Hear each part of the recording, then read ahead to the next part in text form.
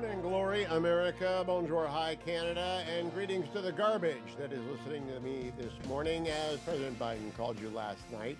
I've been talking a lot about podcasts. Yesterday I sat in on Ruthless, and Holmes was there, and Duncan and Ashbrook. Ruthless is, of course, the most popular podcast among center-right and conservatives in America because it's staffed by experts, but Comfortably Smug was not there, and so I still hadn't hit for the cycle. And hitting for the cycle is important to me. I've talked to Holmes on the air. I've talked to Ashbrook. I've talked to Duncan. Now I'm honored to have the Tribune of the People, Comfortably Smug. Good morning, Smug. Welcome to the Hugh Hewitt Show. Good morning. Thank you so much for having me on, Hugh. You know, my only recommendation yesterday was that they've got to put Smug Glasses into the merch store. Is that possible? I think so. It's been really helpful. I think I wear these basically so I can go to the grocery store, I can do whatever I want, and it's almost like a secret identity. No one knows who I am if they've only seen me on TV or watching our show on YouTube. I can just take them off, go to the grocery store, no one knows who I am. And especially in light of seeing the way the US president now thinks of center right folks calling them garbage, I think it was a pretty good idea.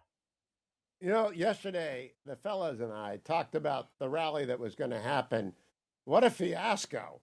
I mean, I think if there's going to be an insider's book on this campaign, it's going to be titled Fiasco. What did you make of the president and the vice president last night, Smug? Well, so we've seen for weeks now there's this incredible dynamic between them where Joe Biden and his aides at the White House have been leaking to the press nonstop saying, oh boy, she's running a terrible campaign. We could have won this. There was no reason to get rid of us. And saying that Joe Biden should be utilized more on the road. And we see this event where she's across the lawn from the president. It's not like, he's off at some NATO meeting overseas. He could just walk across the lawn and join her at this rally, and the Kamala campaign refused to let him do so. But he still found a way to mess up anyways. It's really incredible. It's an amazing situation. I want to play for you. First of all, in case someone hasn't, they just woke up. All right, it's early in the West. Here's Joe Biden last night, cut 21, talking on Zoom. The only garbage I see floating out there is his supporters. And this is Kamala, the heart of Kamala Harris's pitch last night is cut number 22. I pledge to listen to experts, to those. All right, Smug, the experts, I assume, include Dr. Fauci, the 51 intelligence experts that told us Hunter Biden laptop wasn't real, and the people who kept the schools closed for 2 years. Is it smart to appeal to the experts if you're Kamala Harris? Yeah, I mean, I think she should focus on maybe appealing to God at this point, the way that her campaign has been going. I don't think Fauci, I don't think any of their supposed experts can get them out of the situation they themselves have put themselves in. The economy, the Americans feel terrible about the economy. They feel awful about all the crimes being committed and the border being wide open. There's no one she can consult. The problem is her. There's no expert to consult her on that. Problem is her. Have you had a chance yet? It's masochistic, but you guys often do that. Have you listened to her interview on Club Shay Shay yet with Shannon Sharpe?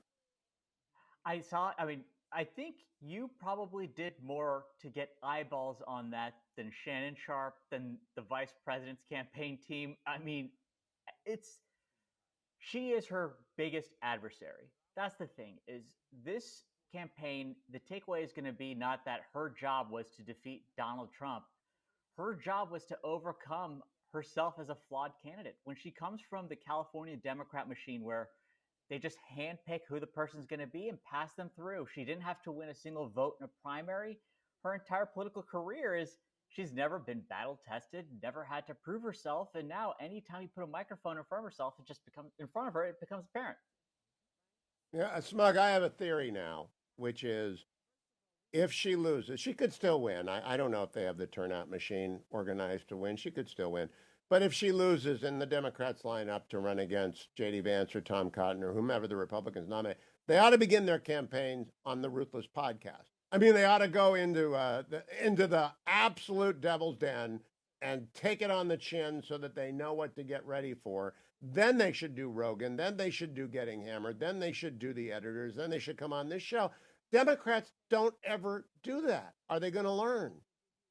I mean, that's the thing, is they've gotten so used to the typical mainstream media environment where the mainstream media is essentially seen as just their water carriers and their messengers. Their comms team is the media at this point. They don't get any hard questions. They don't have to know how to even answer a difficult question because one's never asked of them.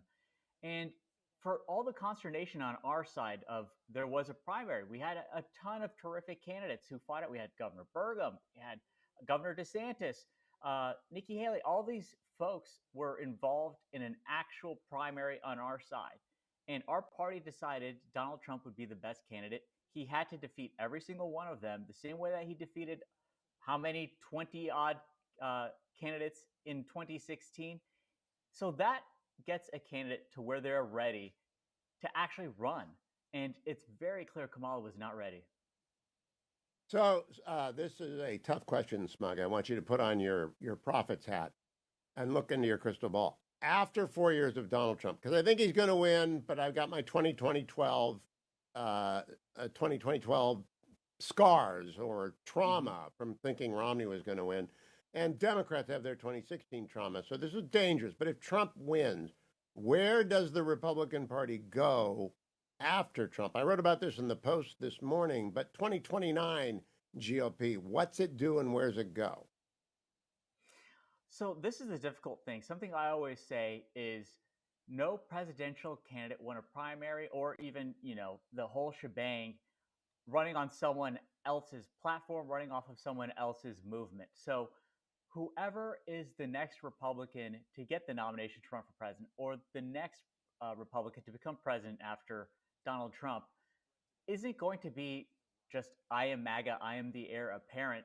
That's not good enough. You have to have your own movement. That's what lifted Donald Trump to the position he's in himself. He built this coalition that he has that has carried him to victory. And the next candidate, I think our party is better situated moving forward. You look at the challenges that concern Americans. They're worried about the economy. They want to have less foreign intervention and entanglements. And I think we're in a better place than even in 2012. I'm in the same boat. I thought we were going to win in 2012. But at the end of the day, where our party was saddled down with being identified as just, oh, we're the party of tax cuts for billionaires and wars overseas. Americans were sick of that. And our party is now situated right where the voters are. Now, do you think our party will support, because I think it's essential, a massive defense buildup, not to use in adventures, but to deter our adversaries? Do you think that's on the agenda for Trump? Well, I think during his previous administration, it became clear, the Reagan Doctrine still works. Peace through strength. Our adversaries overseas feared us. And it's not like, President Trump had to necessarily roll out the troops all the time to get the job done and make sure that, foreign actors who wish us harm were kept in check. He turned Soleimani into salsa without putting a single boot on the ground. He cleaned up ISIS in a matter of months when Obama initially called them a JV team and then let them storm all across Iraq. We will have, certainly under President Trump, a military that is strong and imposing to any foreign countries who would wish us harm. And I think that, the Reagan belief of peace through strength has been shown to be completely true when you've had the opposite posture taken by the Biden-Harris administration, where the world just set itself on fire because they felt America wasn't a challenge. Yeah, we don't want to be number two. We don't. Now I want to switch over to podcasting. Smug, I said yesterday that like the Soviet Union collapsed in 3 years, legacy media could very well collapse in 3 years. Because all I do is listen to podcasts now to do show prep. I listen to Ruthless. I listen to Getting Hammered. I listen to the editors. I listen to Dan Senor, Commentary Pod. What do you think? Is it just going to collapse? Is no one going to subscribe to anything except the Wall Street Journal anymore? I mean, I'm already in that boat myself. The only print publication I subscribe to is the Journal. And it's interesting because it's the mainstream media that did this to themselves. They essentially allowed themselves to become Trojan horses, filling up with these activists in their newsrooms who have now taken the publications hostage, where they demand you have to endorse the Democrat candidate, you have to remain on far left messaging at all times. It's not our job. You saw the Columbia School of Journalism say that, well, actually, bias is not a bad thing in reporting. So they've lit the industry on fire by turning completely partisan. And we see this across the spectrum, whether it's media being viewed in theaters where Americans have essentially abandoned the movie theaters for film because it doesn't connect with them anymore. The siloing of left and right into their own sources of news. But beyond that, even distribution like podcasts who have now taken over for where mainstream media once was. Now I'm going to gift to my friends at Ruthless, on which I was yesterday, the idea that came to me as I left the Ruthless studios and came home. So Smug, yesterday we were talking about the J.D. Vance fishing trip, which was genius. It was wonderful. It was genius. It was funny. And I said, are you guys going to get the president on? Trump. And they said, we're working on different things. So I was chewing on that. And I've decided I've got a keeper for you. The keeper is this. You need to run the Ruthless charitable golf event annually at Trump in Virginia course. He'll come. You'll raise a fortune. Do you golf? I myself don't golf, but I am an avid golf cart driver with a cooler riding shotgun. That's it. I'm a golf course driver too. I just did it with O'Brien and a bunch with Ratcliffe in the desert. I don't golf anymore, but it would be fabulously successful. You'd raise a lot of money, and Trump would come because it would be at the Trump National outside of Virginia. Now, my second question, that's my idea. You guys, I often put up, when I put up the Ruthless podcast promo, a picture of the Abbey Road Beatles just before they broke up, just before their last concert. Who is the George Harrison of the Ruthless podcast? Who's going to walk away to go solo? Who's going to insist? And my wife says, oh, that was Yoko broke up the Beatles. I didn't know. Harrison quit. Who's it going to be, Smug? So the thing is, I mean, first off, you've been so very kind to say such nice things about our show and bring so much attention to us. We are just incredibly grateful for that, first off.